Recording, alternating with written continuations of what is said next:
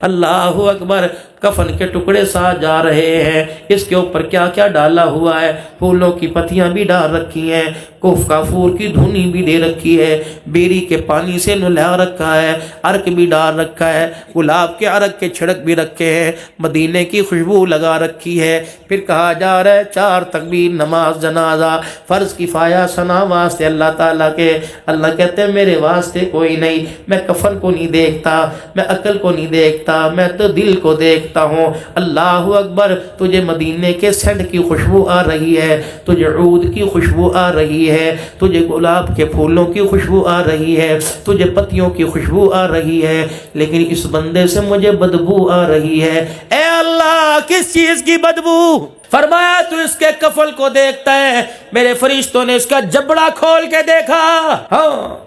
جبڑا کھول کے دیکھا،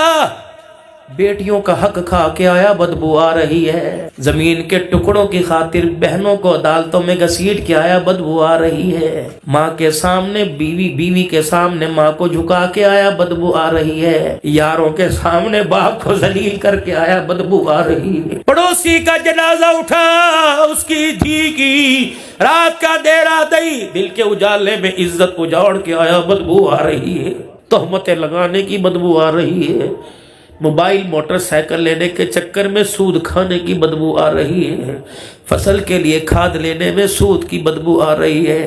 اتنی بدبو لے کے آیا، اتنی بدبو لے کے آیا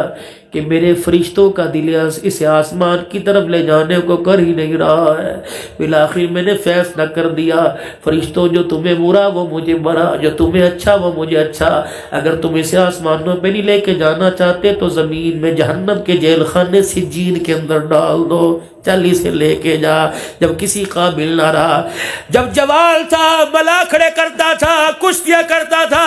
اس وقت میں کہتا تھا گر جوانی توبہ کر دم شیوائے پیغمبری، وقت پیری گرگ ظالمی شود پرہیزگار۔ اس وقت تو کہا تھا آجا ملاکھڑا چھوڑ دے، آجا کبڈی چھوڑ دے، آجا کشتی چھوڑ دے، آجا بندروں کی لڑائی چھوڑ دے، آجا مرغیوں کی لڑائی۔ یہ انسان ہے، اللہ اکبر، انسان تو دور کی بات، اس نے مرغیوں کو بھی لڑوا دیا، اس نے بیلوں کی کمائی کھائی، باندروں کی کمائی کھائی، کتوں کی کمائی کھائی، مرغیوں کی کمائی کھائی،